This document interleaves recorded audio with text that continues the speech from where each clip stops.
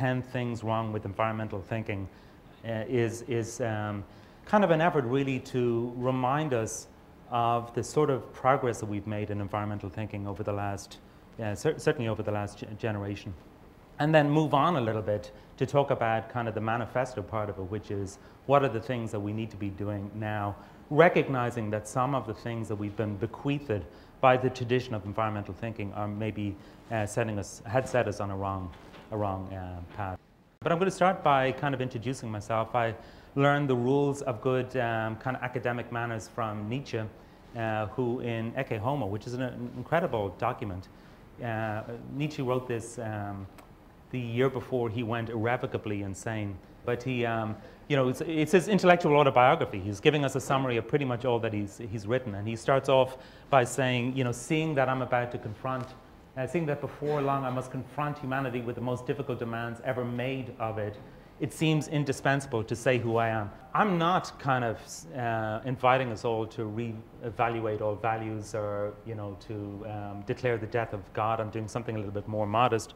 But the exercise of sort of reminding people the perspective that you're coming from is a pretty good one. So I'm trained as an ecologist, primarily as a natural historian and an ecologist. A lot of my interests over the last 25 years have been in issues associated with the restoration of degraded ecosystems. In the last 10 years or so, I've gotten really interested in urban ecology, and it strikes me, I must say, just as a little aside, that NYU is like the perfect location to be thinking, you know, indeed a lot of thinking is going on here along those lines, but it is the perfect location to be thinking about themes of urban ecology. And over the last 3 or 4 years, I've been a philosophy graduate student. Kind of fun as a elderly man being back in graduate seminars. I told my parents I would never leave school, and you know, I haven't.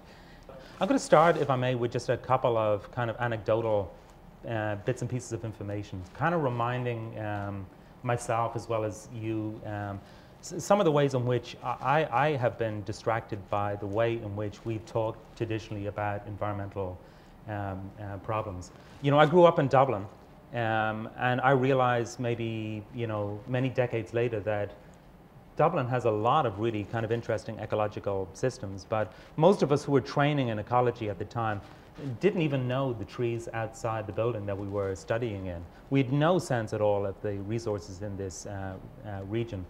I, like most of my fellow students, as quickly as possible got out of Dodge, if that term can be used for Dublin, but we got out of Dublin as quickly as possible and went off to the national parks because that's where real nature was. And you know, one of the national parks I worked in initially was Killarney National Park. It's very beautiful, southwest of Ireland. And back in those days, this is like in the early 80s, we would always describe it as an ancient, pristine woodland. And the understanding that we had of it at the time was that it was kind of an oak woodland that had formed after the retreat of the last ice age. And it had been pretty much kind of you know, trammeled by people. It had sort of evaded human influence, and its significance derived from the fact that it was absolutely natural in comparison with the rest of the ecosystems in the country. Those days I was like fanatical, a tad obsessive maybe, about insects, and did a lot of work on beetles in that park. We were also those days really concerned about the invasion of this extremely attractive plant, Rhododendron ponticum, which had escaped from gardens and was prevalent throughout those woodlands. It's a very attractive plant, and part of the plan at the time was to remove this plant from the woodlands because it was preventing secondary sort of regeneration of the woodland. I think we were absolutely right to do it, but it sort of set us up with this scenario that, you know, an invasive species, a non-native species, was axiomatically kind of a bad thing, and that the woodlands that we were sort of trying to protect were ancient and had been sort of virtually untouched by people. Now, it turns out that, you know, work that was being done at the time when I was an undergraduate, and not really well known for several years after this, by Dan Kelly, an extraordinary Irish botanist in Trinity College in Dublin. he had spent kind of well over a decade looking at these same woodlands that we were describing as ancient and kind of pristine and set aside from people.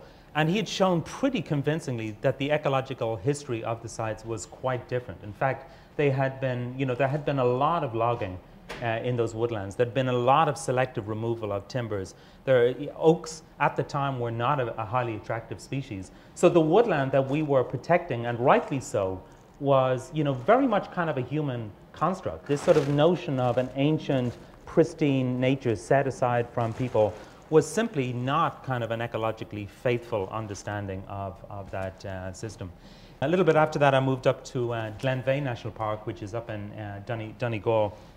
And this is a very recent book on the national park, just illustrated on the right-hand side, where they describe kind of what this park is. They say it lies in the heart of the Derry Mountains. It's a remote and hauntingly beautiful wilderness of rugged mountain and pristine lakes.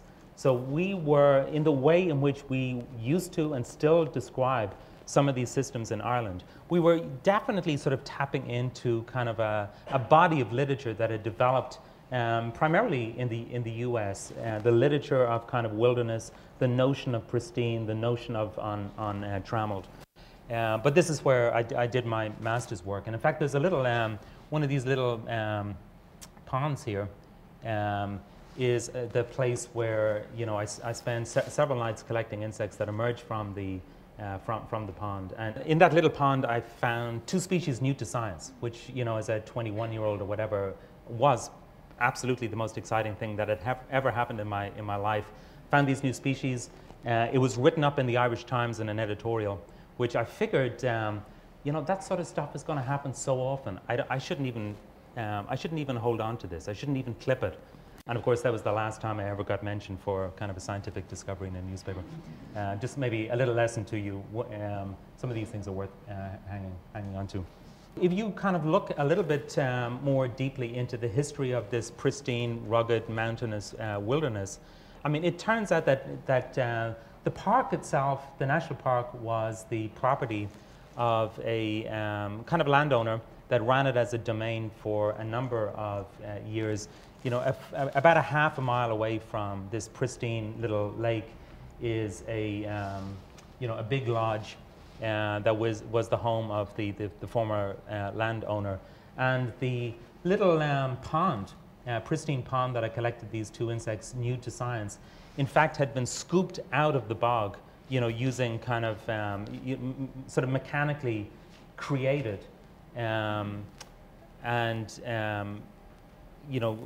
the pond had been used as a site to attract mallard ducks, which the owners of the estate would sort of jaunt down the road to shoot at.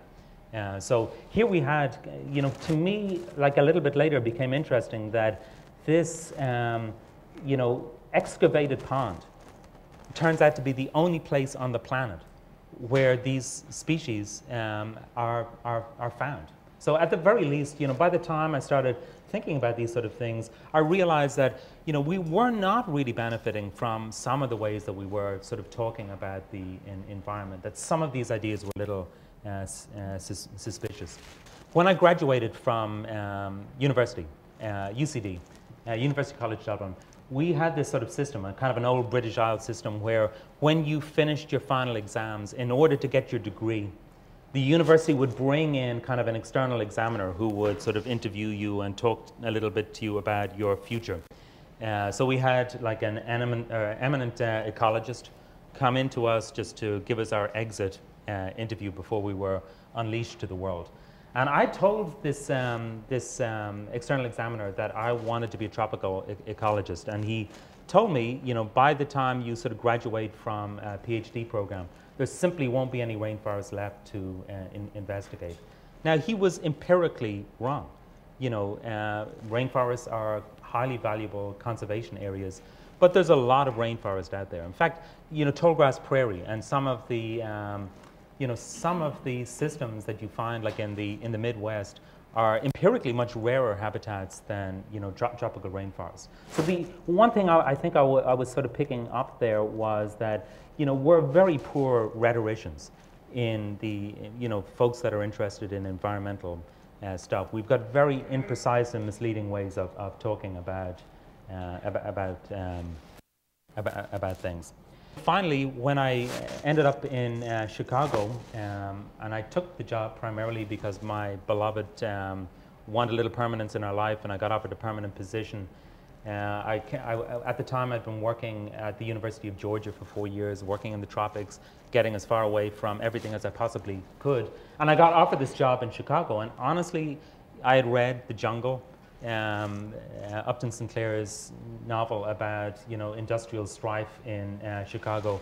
I'd heard of gangsters, So pretty much all of my kind of expectations for Chicago was that I was not going to find anything interesting to research there at all. And again, that is something that is sort of bequeathed to us by the tradition of environmental thought, that urban locations are just not going to be the sort of places that we want to do our research.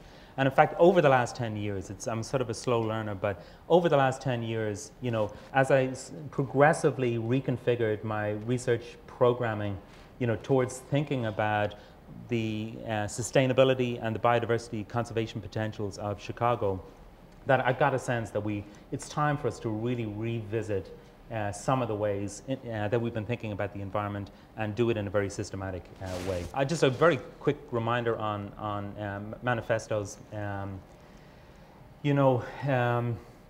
I'd been reading at the time, a number of years ago, just before I started this project, myself and some of my kids, have been rereading the Communist Manifesto. And the one thing, I love the opening, and some of you may know this pretty well, where Marx and Engels say that a specter is haunting Europe, specter of communism, and he goes kind of on, to sort of enumerating what the problems were. And so the idea of a manifesto, of course, is that you make manifest a kind of an emerging situation. It's sort of, manifestos are kind of documents about the future. They're making manifest what the problems are at the moment, and then helping us think through kind of the future of, the solution to those problems. Well, one of the things that really was, if you know sort of the Communist Manifesto well, you probably realize that at the time that Marx and Engels were writing this, back in the 1840s, there was no specter of communism haunting Europe. In some ways, they're kind of like exaggerating a pattern, think through some issues. Now, my bet is most of us don't want environmental thinking to go the way that communism went, but it is kind of an important reminder that some of the things that one does in manifestos are, of course, a little kind of exaggerated. I mean, it really is pulling out those points that are in need of interrogation. And as we nuance them, it may be that we pull back a little bit from kind of a caricatured version of it. But I'm saying that by way of warning. I'm just giving this in very kind of black and white terms, hoping that if there's something here that is of interest to you, you'll either, help, you'll think it through a little bit. I would also really appreciate, I have an email address in all of these slides. I think it's 10thingswrong@gmail.com. If you're kind of interested in sort of a dialogue on these topics, I'd love to hear from you on that point. I'll say one last thing as well. A lot of the writing for this project is going to be coming out at that 3 Quarks daily site over the course of the summer. So if there's anything here that you're interested in sort of kind of endorsing or nuancing or rejecting, it would be great to get feedback through there as well. If I were to boil it down, to one simple comment, one of the problems with kind of environmental thought, and here we're assisted by that great environmental thinker, Woody Allen, is the fact that when you say nature and I are two, it's the sense that is correct, and the simultaneous sense that, of course, this has to be wrong. It's the tension between the two ways of thinking about that statement. And I would argue that it's our inability or the difficulty we've had in sort of thinking straight about the relationship between people and nature that is sort of the crux of the issue when it comes to the problems with environmental thought. So it turns out it's very difficult to shoehorn all of the problems with environmental thinking into 10 points. So it sort of evolved, forgive me, into 2 undecided premises, 10 faulty principles, and 10 faulty principles of environmental thinking. And then at the end, like, I'm going to talk about 7 kind of things that maybe we need to be thinking about for the future. To begin with, the kind of undecided, one of the undecided premises is, are thinking about the dynamics of nature. So we've got 2 ways of thinking about this. On the one hand, we have a tradition that comes from the earliest days in ecology. This is Frederick Clemens, who reminds us that that in the absence of human interference, so he says man alone can destroy the stability of the climax community, the long-term stable kind of nature that we see out there. The idea that in the absence of human interference, nature is stable. That's kind of one way in which ecology has thought about kind of the nature of the dynamics of the natural world. And yet, on the other hand, a tradition that sort of culminated over the last couple of years where people are not at all sure that terms like climax community or terms like balance of nature have any meaning at all. Very recently, not so recently, but about 10 years ago, Stuart Pym wrote a book that was called Balance of Nature with a question mark, which I think you're meant to pronounce balance of nature. And his answer was, not really. I mean, it's very hard to empirically kind of demonstrate that, this stability and this balance that we all talk about is actually kind of empirically a robust idea. And very largely, environmental thinking has swung the other way. We've gone from kind of a notion of nature being sort of stable in the absence of human interference to sort of a notion of nature being sort of chaotic. It's almost as if, an ecologist would go to the window and look at it, maybe a little prairie patch outside his or her window, and expect the next morning when he or she comes down, that system will have sort of disappeared and will now be a woodland.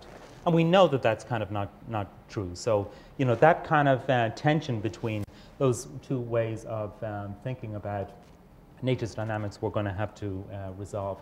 The other unresolved premise is, just thinking through humans' place in nature. We have this sort of undecided premise about kind of our belongingness to nature. On the one hand, we sort of know we're part of nature, and then a lot of our thinking is telling us that we are separate and apart from nature. I just love, this quote from Margaret Mead, where her definition of anthropology is the study of man embracing woman. Environmental thought has this bad tendency to talk about the nature of man, which I'm sort of reproducing here as a little historical note. But we do have this sort of sense that we have taken ourselves outside of nature. Some of you may remember this. This is from the New Yorker quite a number of years ago, where it shows this iconic sort of evolution of people, presumably reaching the zenith sometime in the Pleistocene, and then we begin this slow, sad slump into the urban condition. And we have this sort of sense that maybe we were part of nature up to a certain point, and then we began this slow, steady decline. So you can pick your sort of term. I mean, environmental thinkers will sort of question, maybe it was the invention of agriculture, or maybe it was the invention of permanent architecture, cities, or just pick your term. But from this perspective, we are kind of outside nature. And yet at the same time, we have like this sort of large body of literature reminding us that it's foolish thinking, from most evolutionary and ecological perspectives to think of ourselves as being anything other than evolved species. This is one of my favorite writers on this topic. I'll just point out some of these names. This is Mary Midgley, who's a British moral philosopher. This book is wonderful if any of you want to take a look at it. And but she sort of reminds us that we've always had a pretty good opinion of ourselves, and we like to talk about ourselves as being sort of separate from nature, that we have things that nothing else in nature has. But she reminds us that when we ask what finally distinguishes man from the animal, she says nearly everything is wrong about this question, because we have broadly a process continuity with the rest of nature. So again, what I'm saying is that we bounce around. On the one hand, we have this sort of sense that we have separated ourselves from nature, and then a lot of our other kind of evolutionary and ecological disciplines are reminding us that we are inexorably and inextricably part of it. So I'm going to move on to the 10 faulty principles. One is what I'm referring to as a specialist principle. And with the Lorax, one can ask, I mean, who really is talking for nature? And it turns out that environmental conversations are being had by a number of separate disciplines who historically have not talked very well to one another. And to some extent, this depends upon the definition that you have of ecology. So there's a kind of like a technical description of ecology that most of you, any of you who've taken ecology class recently will recognize it. It's sort of the distribution and abundance of organisms. And to do that sort of ecology, generally speaking, the ecologist takes herself or himself out of the equation in order to study kind of life and patterns of life around them. But the older definition of ecology, of course, is sort of a more humanistic thing. This is from Haeckel around the time of Darwin, where he describes ecology as the comprehensive science of the relationship of the organism to the environment. And a lot of humanists have sort of interpreted, therefore, their charge when thinking about environmental issues to talk about the philosophical questions relating to humans as part of nature. So, there's a thick literature and an interesting literature coming out of kind of the humanistic traditions and from, artists and like a whole variety of other people that take their cue from that sort of definition. And then you have kind of the scientific discipline that takes its lead from these more contemporary definitions. There's a certain level of testiness between these two communities. On the one hand, you have, just to give an example, Merleau-Ponty, who's kind of a really, a rich resource for those of us interested in environmental philosophy. He's a French thinker from the 20th century who, interrogates even the whole nature of this sort of scientific enterprise, particularly the way in which ecologists and all scientists will make objects of the things that they're studying, sort of a legitimate question. But on the other hand, there is kind of the conservation biologists, when they are confronted with these sort of questions coming from philosophers interested in the environment, get extremely hot under the collar, thinking that they don't have a right to speak about these issues. Exaggerating it maybe only slightly, but there is this sort of level of hostility. So, we clearly need to be thinking about ways of combining these two perspectives. This is what I would call an Eton Principle. There's a lot of different ways of describing this, which is sort of that sense that nature is always elsewhere. Just as I, as a young Dubliner, had no recognition of the value of systems surrounding me in where I was growing up, that nature is always far away. And I think, Thoreau is though a great writer. Every so often I get really annoyed with Thoreau and dismiss him. And then I come back and I realize he's a great writer. I mean, he's the sort of writer that you come back to. But, in that great essay from the 1860s, Walking, he says, I would say it's kind of the inaugural gesture of American environmental thought. Thoreau walks out of town. He says, not just in Walden, he says, it's hard for me to imagine that I shall find fair landscapes of sufficient wildness and freedom behind the eastern horizon, i.e. where the city folks are. And therefore, he'll always go he'll go west where there are no towns or cities of any consequence to interfere with them. And it's not that that's not kind of an easy sentiment to kind of endorse, but it means that we don't have a well-developed ecology of the places where we actually live. And if Thoreau represents kind of like a tradition of thinking that leads to current sustainability practices, Darwin, of course, on the other hand, is kind of that more scientific tradition of environmental thinking, of ecological thinking. But he does exactly the same thing. Those of you who pay attention to the cottage industry that is Darwin writing and have read a biography of him will realize that pretty much after he was like a failed cleric and all of the things that he did, and he gets out of college as a naturalist, he whizzes off on board the Beagle with Captain Fitzroy to sort of voyage around the world. And in the voyage of the Beagle, his account of that, he reminds us that right at the end, he says, in one of the final paragraphs, he says, in conclusion, it appears to me that nothing can be more approving to a young naturalist than a journey to distant countries. And again, it's the instinct. My bet is, you know, most ecologists in the city of Chicago, in city of New York, if they're like the ecologists in Chicago, try to have as much of their work in foreign locations as possible. And that's not to say that that's not a good and useful thing to do, but it means that we don't have a very deep ecology of the cities that we're living in.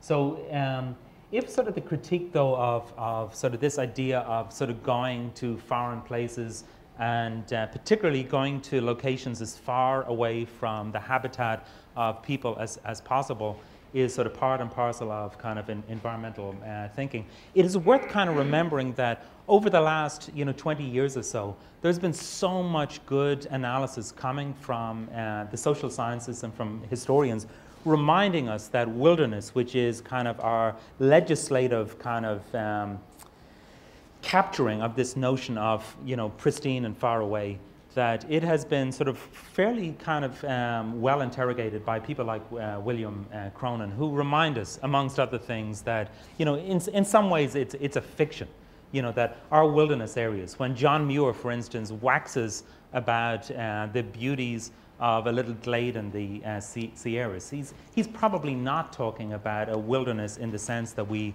define it in the Wilderness Act of '64. He's talking about like a land that was sort of humanized by the Native Americans in that region at the time. So it's a celebration of a much more ambiguous landscape than the wilderness tradition would make us believe. Next principle is what I call the irreplaceability principle. And what I'm getting at here is that we have a kind of a rhetorical strategy in environmental writing and in environmental thought, suggesting that fragile, irreplaceable, and rare prioritizes all other types of experience of nature.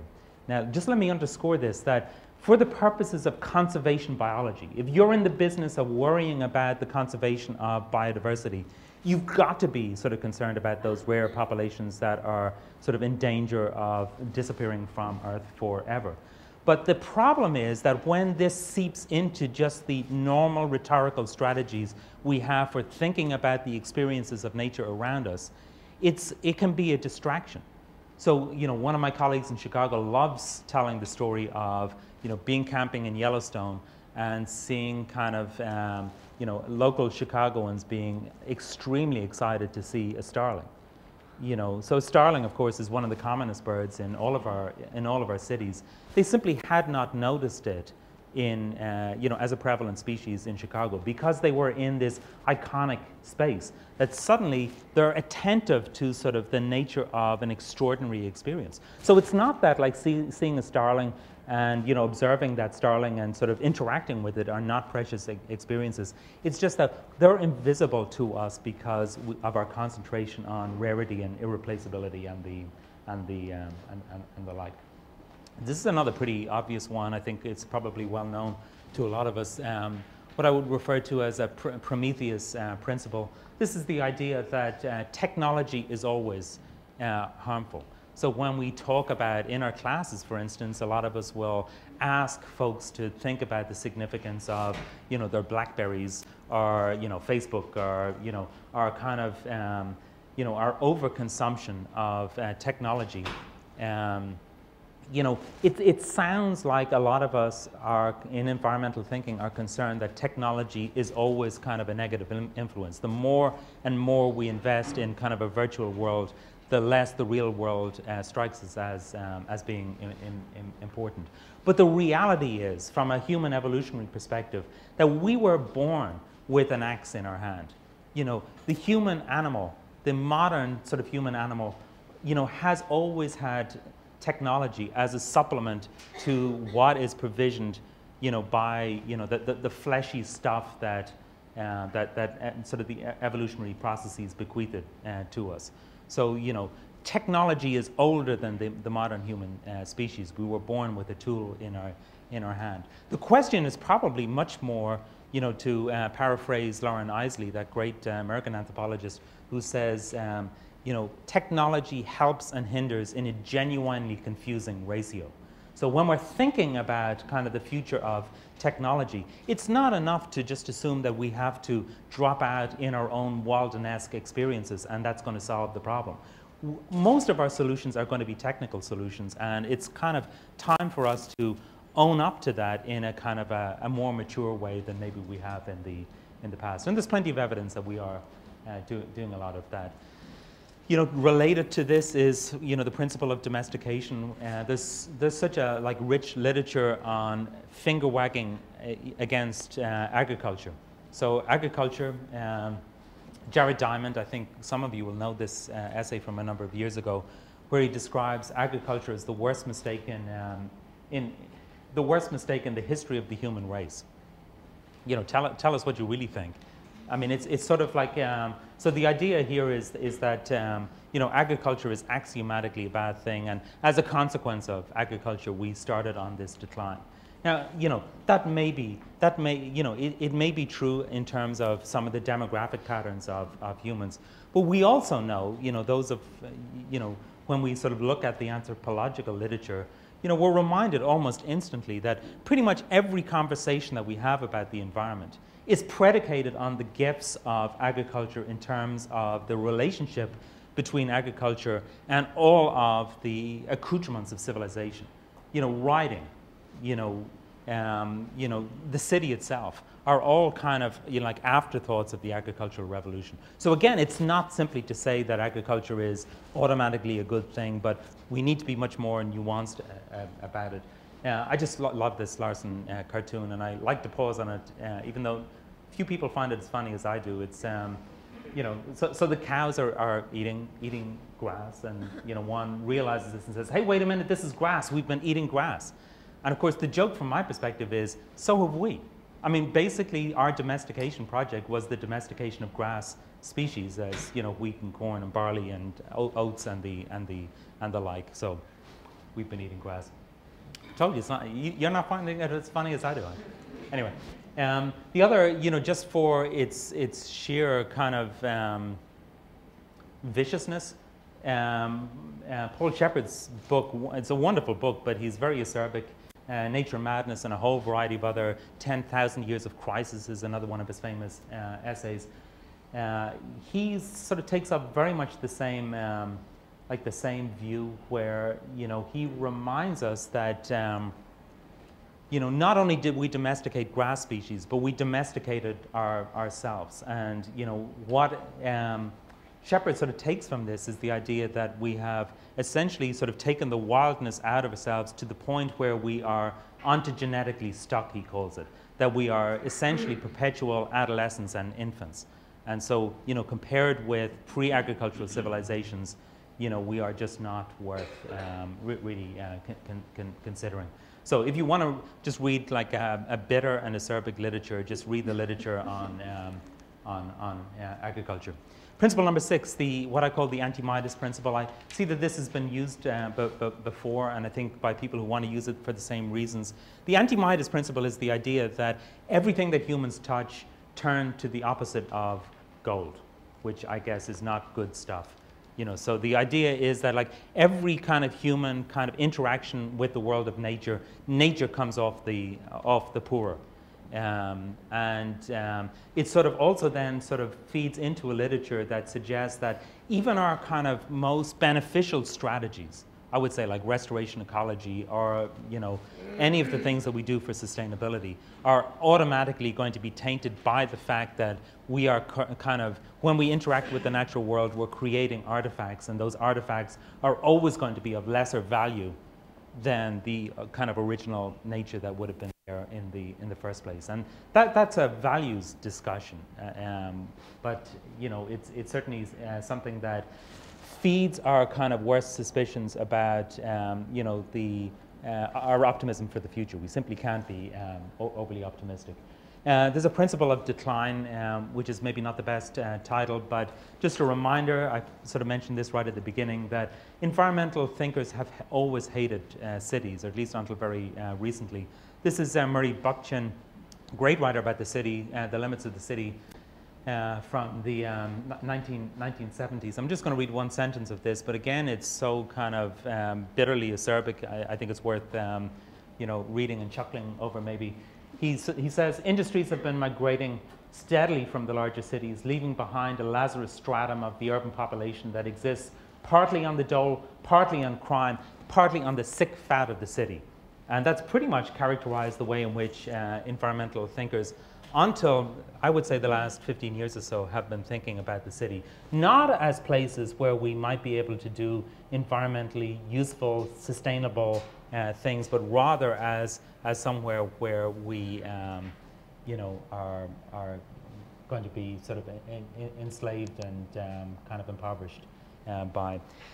Next one is, again, I would bet pretty obvious. It's an apocalyptic principle. Tom Athanasiou, a great book, Divided Planet, sort of reminds us that environmental thinkers seem to have a professional relationship with predictions of disaster.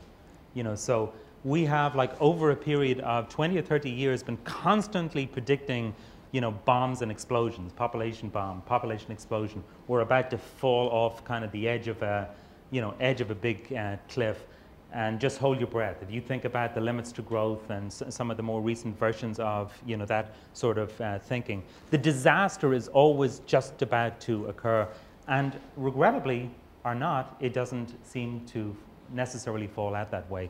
Just for those of you who are students in the audience, I would remind you, if you're making a prediction about the future, make sure that prediction can't be tested until after you retire. Because it's embarrassed a lot of environmental thinkers making these predictions and then not turning out to be true. I think we have, environmentalists have kind of served the role of ascetic priests, and by that I mean, like an ascetic being somebody who is sort of preoccupied with sort of self-sacrifice and with, the exercise of extreme rigorous self-discipline and the like abstinence, austerity, and we're all familiar with it. It's kind of a biblical concept. And basically what I'm getting at here is that environmental thinkers really have a very bad habit of wagging the finger at people. It's depressing, and it's certainly not very effective. Particularly, it's not.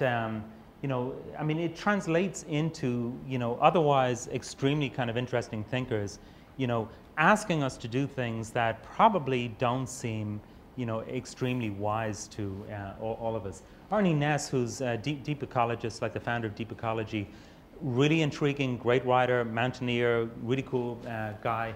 But he, this is his list. It's kind of like his 10 commandments, if you like, of environmental thinking. I'm not going to read them all. Practice vegetarianism, of course. Maybe not all of us do, but we should be vegetarian.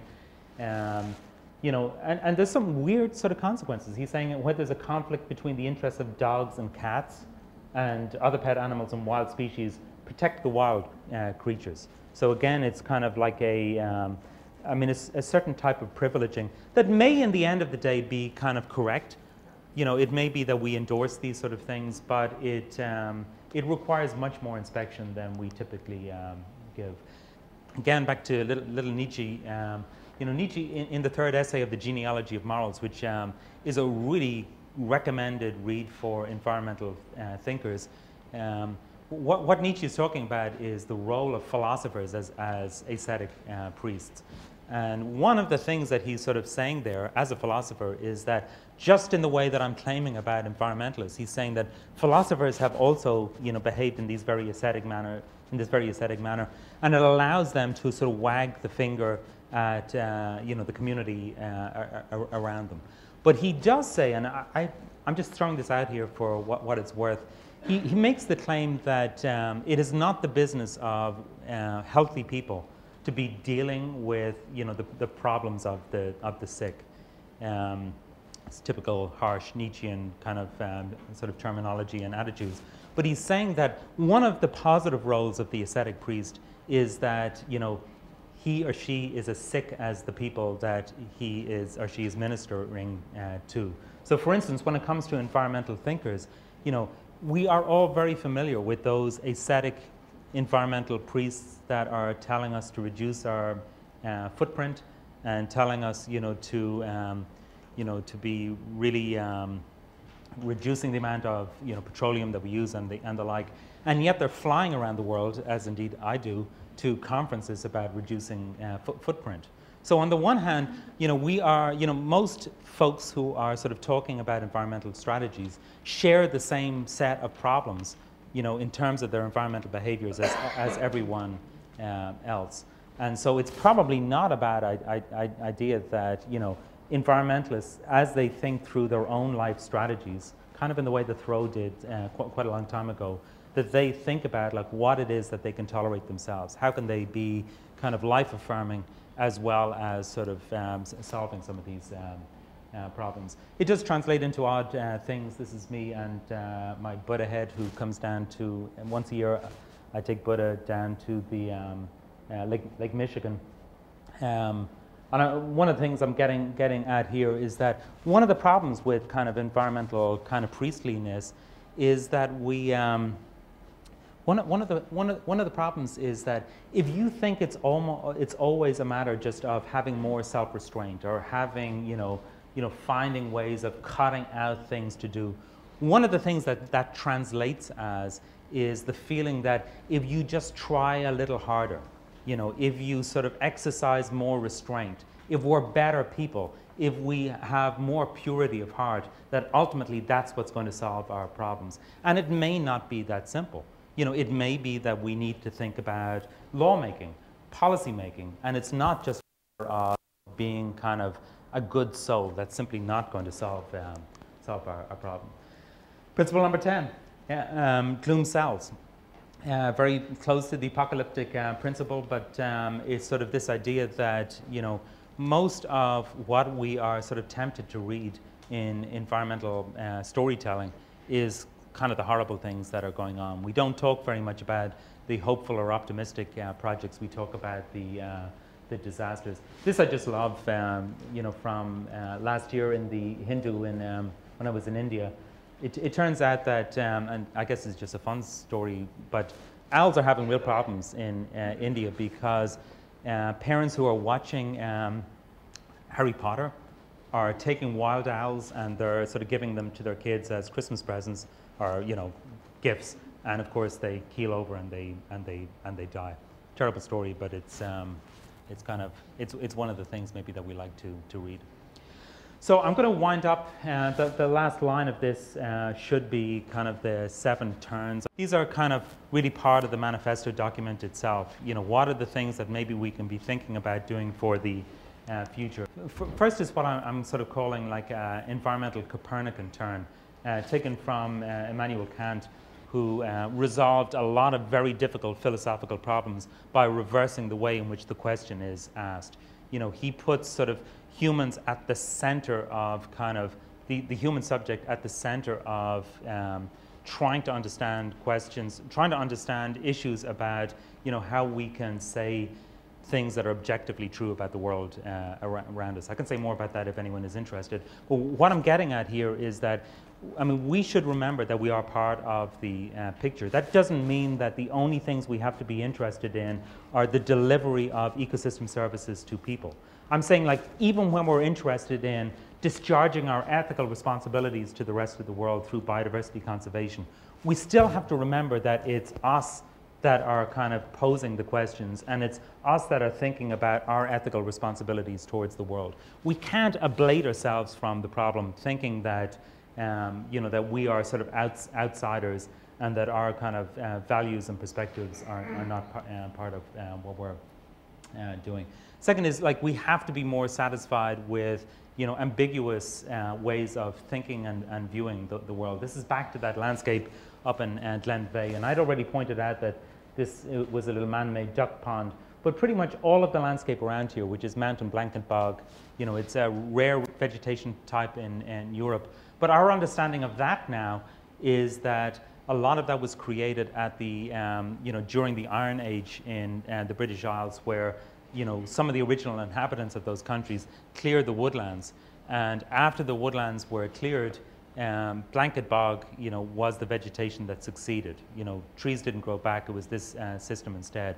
Now that mountain blanket bog has become extremely rare, and even though it is arguably kind of a man-made, ambiguous landscape, it is, of course, worth conserving because it has like a high biodiversity value.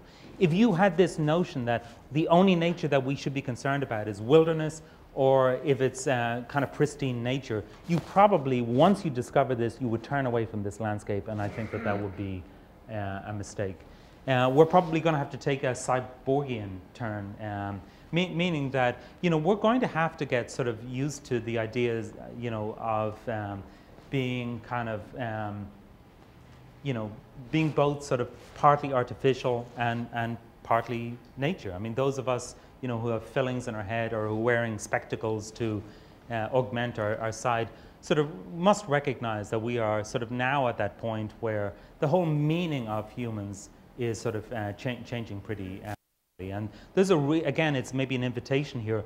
There's a hugely interesting literature, both in science fiction and also in some environmental writings, on what cyborgian thinking can mean for our environmental future. We're coming into what I would call kind of a local and urban turn, and this is one of the thrills for me of the last year or so.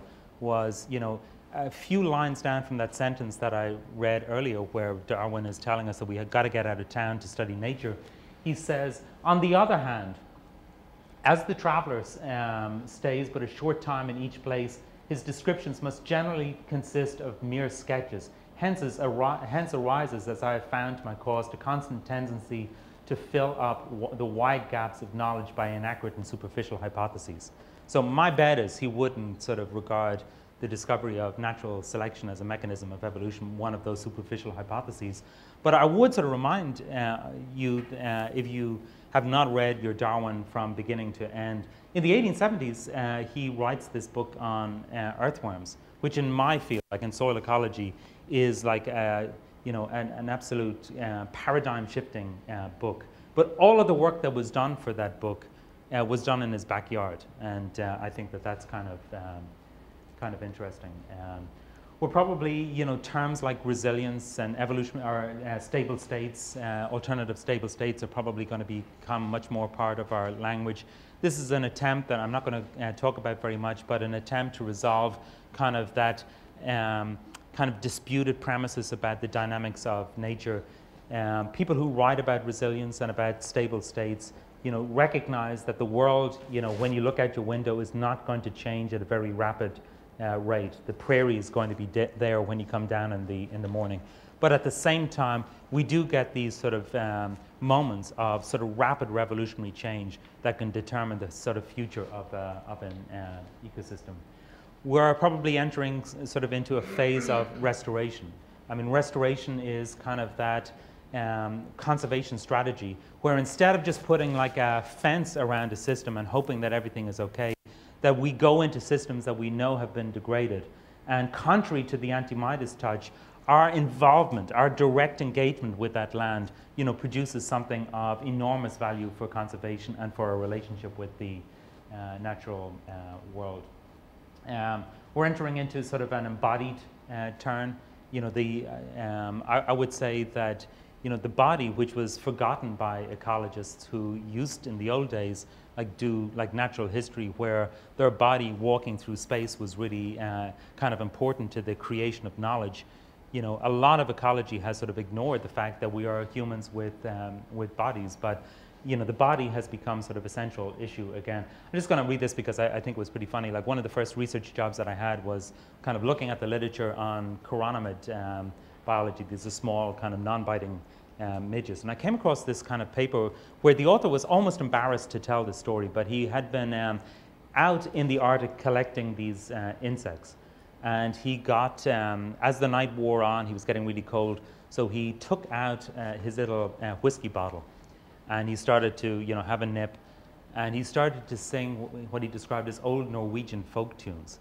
And, so there he was out in the Arctic, nipping away, singing. But what he found was that when he hit a certain note in his tune, the insects would sort of rise from the ground.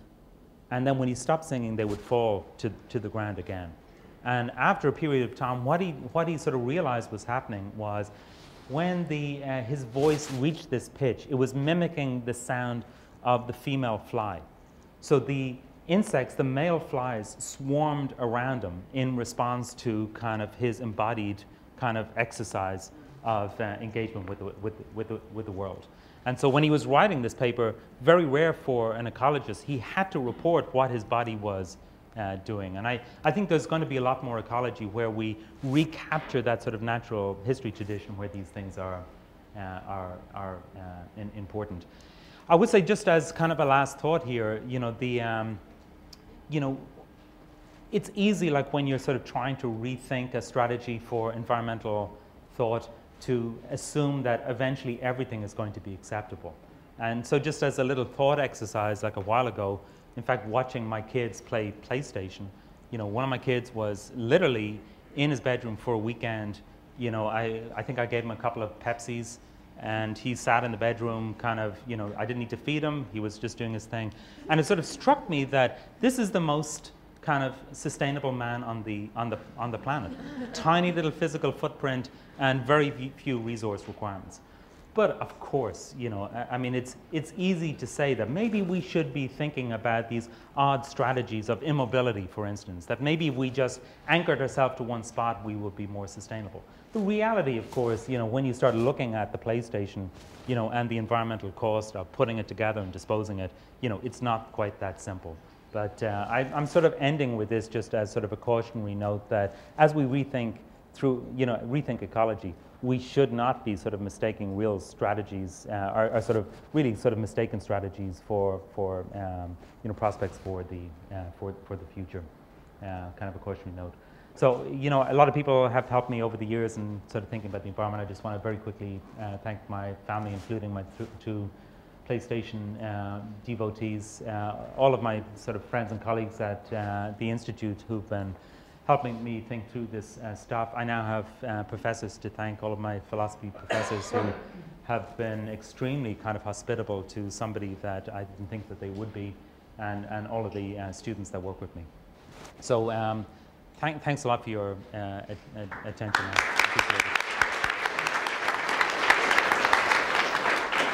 Open for discussion, questions? Yep.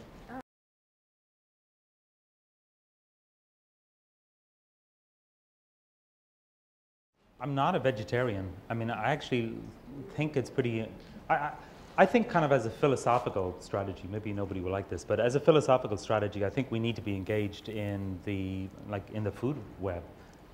I like the fact, that, or at least not like the fact, but I don't like the idea that we, that we sort of back out of what it is to be human, which is kind of omnivore. So this is not a good way of putting it, but I endorse kind of killing things and eating them. I think that's essentially the way the ecological world works. But on the other hand, I think there are, so that's kind of an ecological kind of responsibility. But I think we have ethical responsibilities as well. So I don't, I actually, pay the premium to make sure that the meat that I'm eating, which I, when I do, is, organic, and I'm sort of happy with the source, and I will pay kind of a lot of extra money to ensure that those animals have been ethically treated. So I don't know if that's useful. The travel thing, frankly, I really have been, I've greatly reduced kind of the amount of traveling that I'm doing. It's, I'm from Ireland, and I've spent a lot of time flitting around the world for my career. And one of my concerns is that we're all kind of like that to some extent. Even if you're not sort of leaving the States, or if that's where you're from. But most of us are sort of migrating to other parts of the country, and we rarely live where we grow up. And I think that has some real environmental implications, because the landscapes that we grow up with are often the ones that we are nostalgic about in a positive sense, and that we know how best to care for. So, I've been it's been very important to me over the last few years, to develop a suite of projects and kind of lifestyle things where I'm heavily sort of invested in kind of my local environment, so that I know how to love this, new environment in which I find myself. These systems in the Midwest are radically different from the ones I grew up in, and I want to make sure that I learn how to live in that place.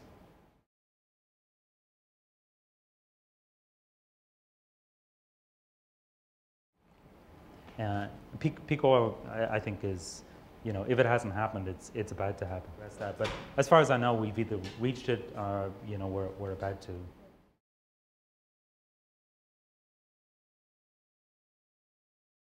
Yeah, so the question of climate change is kind of an interesting one.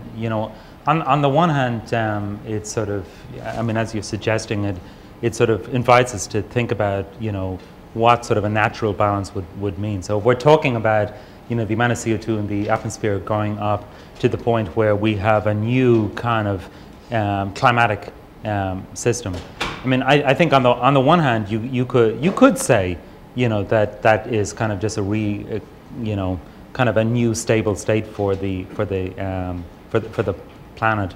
But to be honest, I think, realistically, we have responsibilities for, the sustenance and flourishing of the human project, and we have these sort of ethical commitments to the, systems, of nature, in preserves or in these ambiguous landscapes that we really have to discharge. I think climate change, we just cannot respond, kind of rapidly enough to some of the worst predictions for the future. So I would say, we do, of course, have to kind of vigorously confront the problem of climate change. But I would say that, we should be prepared to entertain, a suite of alternative strategies for, thinking about how to mitigate. So, when people are sort of talking about these grand these grand engineering kind of approaches to reducing carbon content, we should sort of think those through. I would say the reality is a lot of them are probably going to be riskier than we want to think about. But we should not be unprepared to sort of, think kind of radical thoughts when it comes to climate change, I would say.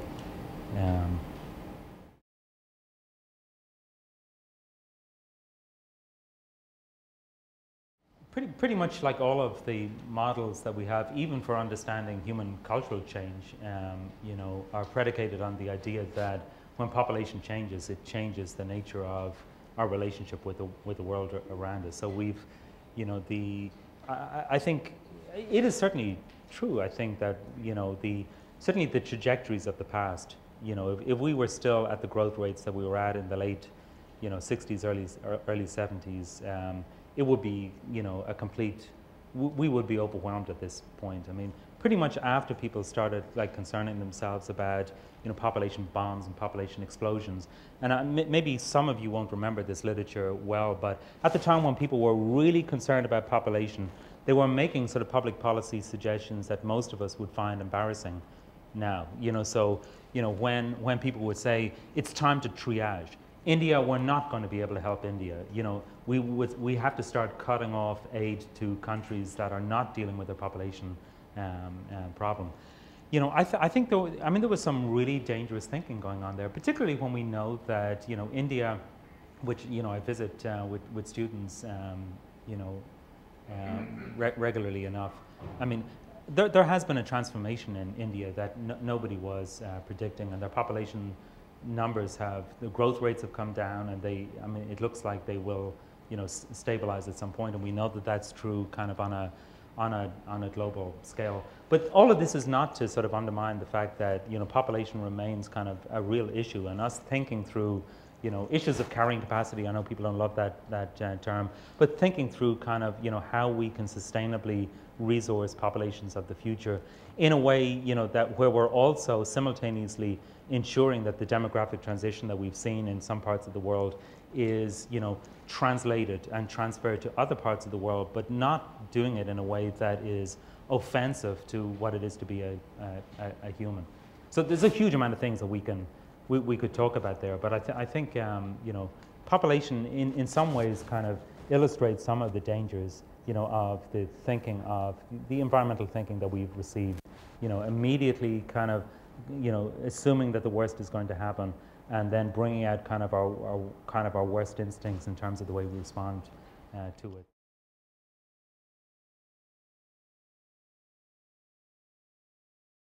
I think. I think it's a great question because we don't know how to do this very well. I mean, academics are hermetically sealed in their disciplines. We don't even talk to one another. I mean, the sort of tensions I was talking about there between kind of the humanists and the kind of ecologists are very real tensions. And then we've had this very bad habit. Again, it's a slight caricature, but generally speaking, when scientists show up, they assume that everyone is going to turn and listen. I've seen this like really kind of strenuously in kind of questions about urban ecological policy. So, while the ecologists were off in the tropics, there have been a lot of people thinking through sound strategies for managing the urban environment. And yet when the ecologists show up and say, well, now we're interested, the assumption has always been that people are going to listen to the scientists. And I think scientists over the last 10 years have discovered that it's not that simple. So, we, for instance, just to give an example, like in Chicago Wilderness, it's a consortium of about 230 different environmental organizations committed to biodiversity conservation in the Chicago area. And we have spent, I would say, literally like 12 years, more or less, just in conversation to try and work through kind of how you translate kind of, what's going on in the academy into sort of useful dialogue with the sort of policy community and with the management community.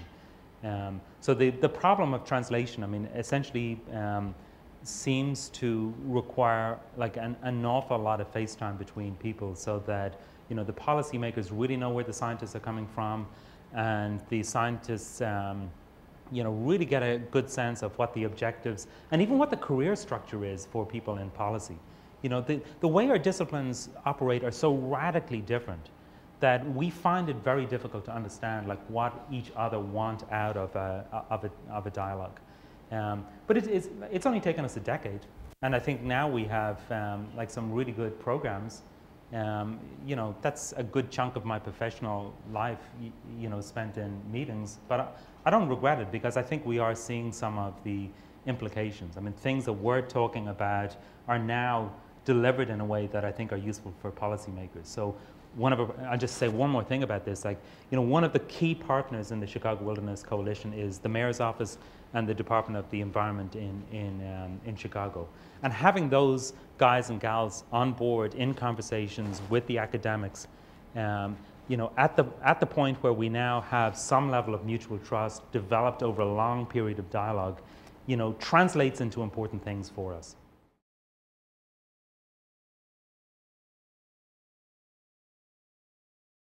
I don't know if this is the good or the bad news, but this is, I mean, it's taken me quite a long time to, put together this list for what it's worth. And of course, there's been a lot of dialogue, that has been helpful to me to create this. But pretty much you guys are the first people to, other than, I mean, they emerge from conversations. But as a list, this is kind of like really the first, effort to formulate this list. I mean, I was kind of working on this like at the back of my mind when Tyler asked me for a title, and I said, okay, I'm going to kind of accelerate the process so that I've, put this into dialogue. So I've been like very kind of, sincere in my kind of invitation to dialogue about this. You're the sausage machine, Jeremy. That's what I'm saying. Yeah.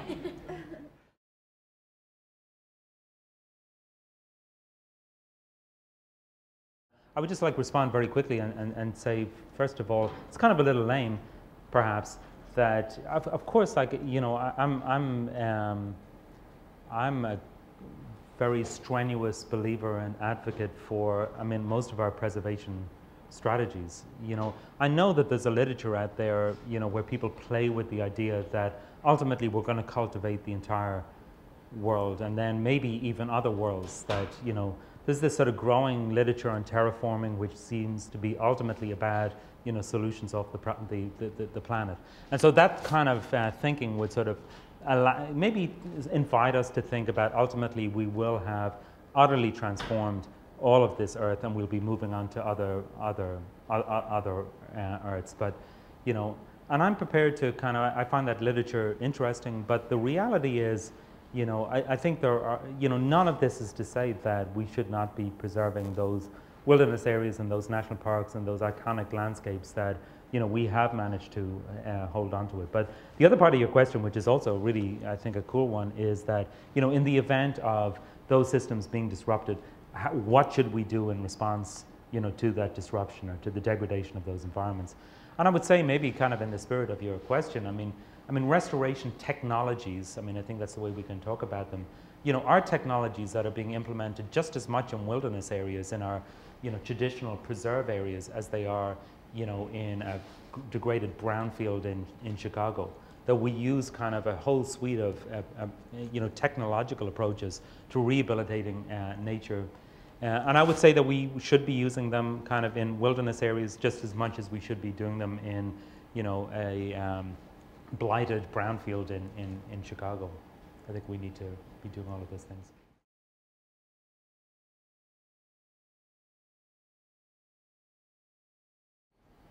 Yeah, I mean, so I'll say a couple of things. I mean, that's such an enormous question. We could spend like 10 weeks at least on it. But the, yeah, but the, you know, I would just say a couple of things. Like, one, you know, part of the invitation here is that, you know, I'm trying to craft like a set of principles that, you know, from my perspective at least, as a conservation biologist, are very kind of foundational.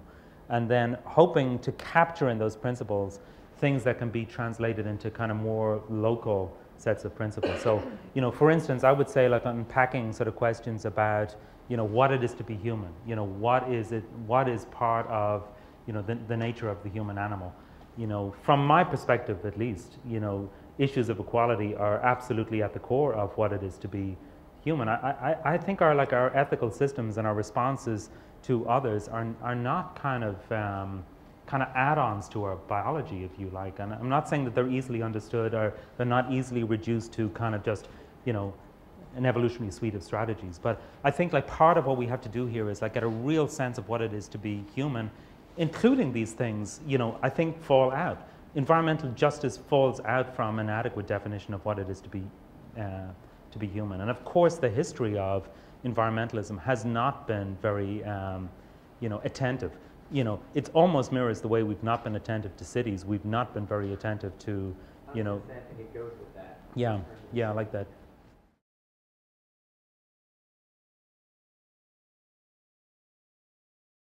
I think primarily what I'm interested in with the Copernican turn, so, you know, Kant, you know, talks about the way in which he rephrases the question of, you know, how we can have secure knowledge about the world, and kind of in the manner that Copernicus sort of switches everything to the viewpoint of the observer.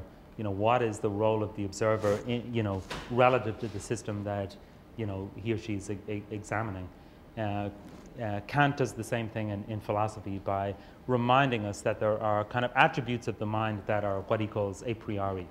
You know, that they're, you know, our sense of space and time are kind of, you know, part of an a priori sensibility that, you know, makes reality, you know, be a certain way for us. So, you know, one doesn't have to worry about the Kantian stuff, but what I'm sort of suggesting in parallel is that, you know, even when we think, for instance, that we can talk about an environment in the absence of kind of human values and human judgment and human responses to the world, we're still doing that.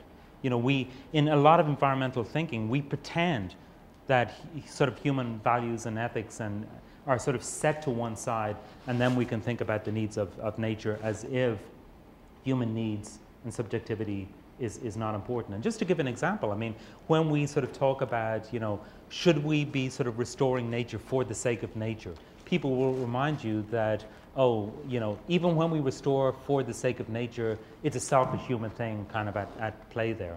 That really we're just doing it for ourselves. And I'm saying that that doesn't matter. I think we cannot escape the fact that we're always kind of central to the questioning process about the world around us. So that's kind of part of what I'm thinking there. Like, what does it mean when we, remind ourselves that human subjectivity is part of the way in which we respond to the environmental problems around us? The embodied term, for me is, can translate to something really simple. If you look at sort of the way in which we acquired knowledge about the natural world, pretty much, from the dawn of natural history. But if you think about the Darwins and the Thoreaus, their kind of way of creating knowledge about the natural world was an embodied way. Thoreau writes an essay called Walking, which is an embodied experience. Whereas most ecology is written as if, if you think about the way most ecology experiments are set up, kind of in replicated plots, and we describe it in a way where it's almost as if humans are trying to sneak their body away and let nature do its thing. And I think for the creation of certain types of knowledge, that's going to remain crucial. But there are other ways in which we can sort of create knowledge about the natural world that are very different. I'll just tell this. The map maker in the west of Ireland is a British mathematician that ended up in Connemara in the west of Ireland and on the Aran Islands. And he's British, moved to Ireland. He wanted to really sort of get to know the ecology of the west of Ireland. And what he decided he was going to do was that he was going to write a natural and social history of the Aran Islands by walking around the circumference of the island itself. There's better ways of getting that information. But he calls it pilgrimage is the first, and the second one is labyrinth. And it's his embodied sort of experience of walking, the trials and tribulations of getting your body through kind of a desolate place that end up creating a certain type of knowledge about the Aran Islands. I would think also of writers like the American writer William Least T. Moon in Prairie Earth, where again it's an embodied process that creates knowledge about Chase County in Kansas. So I think those are the sort of things I'm trying to work through with that.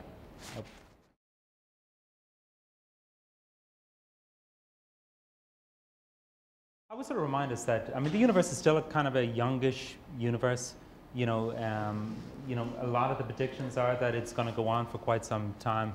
And we are kind of, relatively speaking, what I would call a vernal species. We're like a relatively newly minted species. We've been around for at most 200,000 years. And so if we're an average species, which we seem not to be, we'll be around for at least 4 times that amount. So the universe is not going anywhere very soon. And the human animal, though is not going to last as long, or even a fraction as long. We will be around for quite a period of time. And I think we do have the opportunity to think about the way in which we can sustain the flourishing of the human project, a positive flourishing of what it is to be kind of human, in a world that makes as few sacrifices as possible to the other species that we share the world with us. It's not that simple, and I'm sort of feel guilty of being sort of a little pious there, but I'm sort of committed to both the idea that we can create an environmental project that is really positive for humans and for all humans, but also do it in a way that inflicts kind of, there's a really wonderful book from several years ago, in the 1970s, called The Wooing of the Earth, where I think it was René Dubois writes about kind of those landscapes in which we develop a long-term relationship with the landscape, where both the landscape and the humans do pretty well. He would use examples of, say, the British countryside, and these sort of ambiguous landscapes that are clearly natural and are sustaining to the life of others are also beautiful landscapes for which which humans can find themselves. And so again, I know it's a little glib and it's a huge question that you're asking, but I would say we should absolutely be honestly coming up with unblinkered ways of thinking about the flourishing of both of those projects, nature, including ourselves. So there's just an intrinsic value in flourishment. Yeah, I think those are really difficult terms, right? The question of intrinsic value, but I would say broadly yes. But I think a lot of work has to be done to explicate exactly what is meant by flourishing, which has a deep history of use, and intrinsic value, which is a controversial history of use. But yes, in short. you know, I think one could sort of argue along those lines. Nice cosmic ending. We're past 7:30. Okay. Lee will be here for a few minutes. Thank you all for coming. Thank you. All right. Yeah.